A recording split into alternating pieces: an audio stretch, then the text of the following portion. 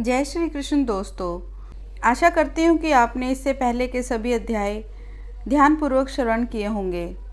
आप हमारे चैनल को सब्सक्राइब अवश्य करें और बेल का आइकन प्रेस करें।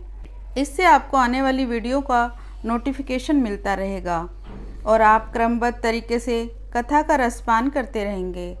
पुरुषोत्तम मास महात्म्य कथा अध्याय 11। नारद जी बोले, सब मुनियों को भी जो दुष्कर कर्म है, ऐसा बड़ा भारी तप जो इस कुमारी ने किया है, वह महामुने हमसे सुनिए। श्री नारायण बोले, अनंतर ऋषि कन्या ने भगवान शिव, शांत, पंचमुख, सनातन महादेव को चिंतन करके परम दारुण तप आरंभ किया। सर्पों का आभूषण पहने देव, नंदी, भृंगी आदि गणों से सेवित, 24 तत्वों और 3 गुणों से युक्त, अष्ट महासिद्धियों तथा प्रकृति और पुरुष से युक्त, अर्धचंद्र से सुशोभित मस्तक वाले, जटाजूट से विराजित भगवान के प्रीत्यार्थ उस बाला ने परम तप आरंभ किया। ग्रीष्म ऋतु के सूर्य होने पर पंचाग्नि के बीच में बैठकर, हेमंत और शिशिर ऋतुओं में ठंडे जल में बैठकर, खुले हुए मुख वाली, जल से खिले हुए कमल की तरह शोभित होने लगी।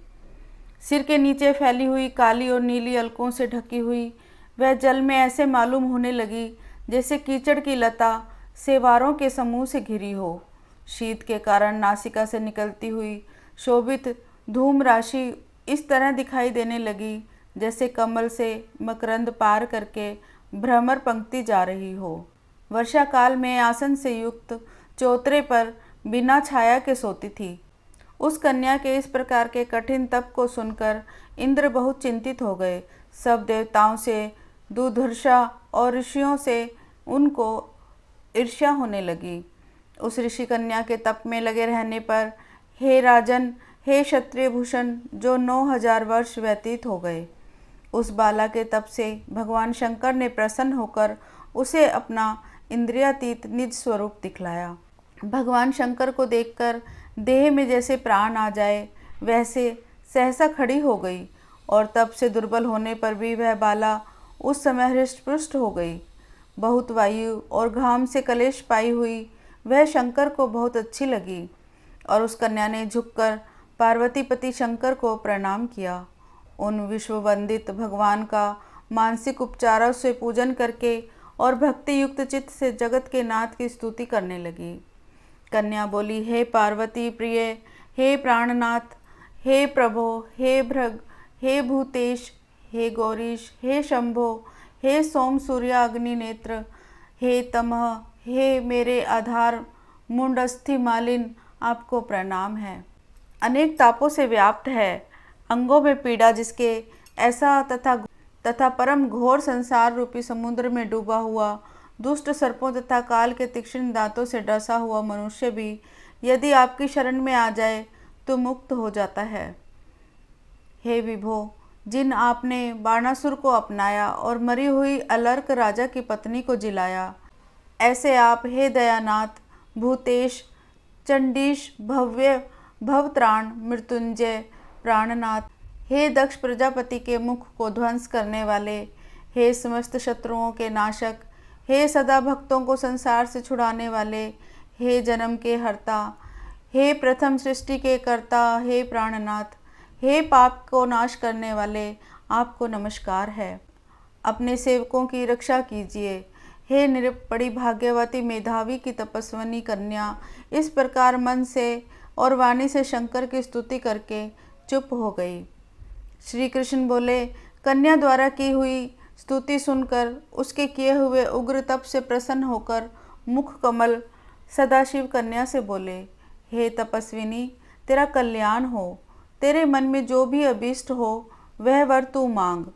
हे महाभागे, मैं प्रसन्न हूँ, तू खेद मत कर। ऐसा भगवान शंकर का वचन सुन वह कुमारी अत्यंत आनंद को प्राप्त हुई और हे राजन, प्रसन्न हुए सदाशिव से बोली। कन्या बोली, हे दीनानाथ, हे दया सिंधु, यदि आप मेरे ऊपर प्रसन्न हैं तो हे प्रभो, मेरी कामना पूर्ण करने में देर ना करें। हे महादेव, मुझको पति दीजिए, पति दीजिए, पति दीजिए, मैं पति चाहती हूँ, पति दीजिए। मैंने हृदय में और कुछ नहीं सोचा है। वह ऋषि कन्या इस प्रकार महादेव से कहकर चुप हो गई। तब यह सुनकर महादेव जी उससे बोले। शिव बोले, हे मुनि कन्या के, तूने जैसा अपने मुख से कहा है वैसा ही होगा, क्योंकि तूने 5 बार पति मांगा है। अतः हे सुंदरी, तेरे 5 पति होंगे, और वे 5 वीर, सर्वधर्मवेता, सज्जन, सत्य पराक्रमी, यज्ञ करने वाले, अपने गुणों से प्रसिद्ध, सत्य प्रसिद्ध, जितेंद्रिय, तेरा मुख देखने वाले, सभी क्षत्रिय और गुणवान होंगे। श्री कृष्ण बोले, ना तो अधिक प्रिय ना तो अधिक अप्रिय। ऐसे महादेव के वचन को सुनकर बोलने में चतुर कन्या झुककर बोली। बाला बोली, हे गिरिजा कांत सदाशिव, संसार में एक स्त्री का एक ही पति होता है, अतः 5 पति का वर देकर लोक में मेरी हंसी न कराइए। एक स्त्री 5 पति वाली न देखी गई है और न सुनी गई है। हाँ, एक पुरुष की 5 स्त्रियां तो हो सकती हैं। हे शंभो, हे कृपानिधे, आपकी सेविका मैं 5 पतियों वाली कैसे हो सकती हूँ? आपको मेरे लिए ऐसा कहना उचित नहीं है। आपकी सेविका होने के कारण जो लज्जा मुझे हो रही है वह आप अपने को ही समझिए। कन्या का यह वचन सुनकर शंकर जी पुनः उससे बोले। शंकर जी बोले, हे भीरु, इस जन्म में तुझे पति सुख नहीं मिलेगा। दूसरे जन्म में जब तू तपोबल से बिना योनि के उत्पन्न होगी, तब पति सुख को भोग कर अनंतर परम पद को प्राप्त होगी, क्योंकि मेरी प्रिय मूर्ति दुर्वासा का तूने पहले ही अपमान किया है। हे सुभागे, वह दुर्वासा यदि क्रोध करें तो तीनों भुवनों को जला सकते हैं। सो तूने अभिमानवश ब्रह्म तेज का मर्दन किया है। जिस अधिमास को भगवान कृष्ण ने अपना ऐश्वर्य दे दिया, उस भगवान के प्रिय पुरुषोत्तम का व्रत तूने नहीं किया। मैं ब्रह्मा आदि से लेकर सब देवता, नारद आदि से लेकर सब तपस्वी, जिसकी आज्ञा सदा मानते चले आए हैं, हे बाले, उसकी आज्ञा का कौन उल्लंघन करता है? लोक पूजित पुरुषोत्तम मास की दुर्वासा की आज्ञा से तूने पूजा नहीं की। हे मूढ़े, द्विज आत्मजे, इसीलिए तेरे 5 पति होंगे। शिव बोले, पुरुषोत्तम के अनादर करने से अब अन्यथा नहीं हो सकता। जो उस पुरुषोत्तम की निंदा करता है वह रौरव नरक का भागी होता है। पुरुषोत्तम का अपमान करने वाले को विपरीत ही फल होता है। यह बात कभी अन्यथा नहीं हो सकती। पुरुषोत्तम के जो भक्त हैं वे पुत्र, पौत्र और धन वाले होते हैं, और वे इस लोक को तथा परलोक की सिद्धि को प्राप्त हुए हैं, प्राप्त होंगे और प्राप्त हो रहे हैं। और हम सब देवता लोग भी पुरुषोत्तम की सेवा करने वाले हैं। जिस पुरुषोत्तम मास में व्रत आदि से पुरुषोत्तम शीघ्र ही प्रसन्न होते हैं, उस सेवा करने योग्य मास को हे सुमध्य में हम लोग कैसे न भजें। उचित और अनुचित विचार की चर्चा करने वाले अतएव अनुकरणीय जो मुनि हैं, उन अति उत्कृष्ट श्रेष्ठ तपस्वी पुरुषों का वचन कैसे मिथ्या हो सकता है, कहो। इस प्रकार कथन करते हुए भगवान नीलकंठ शीघ्र ही अंतर्ध्यान हो गए, और वह बाला युद्ध में जैसे रास्ता भटकी हुई मृगी होती है वैसे चकित सी हो गई।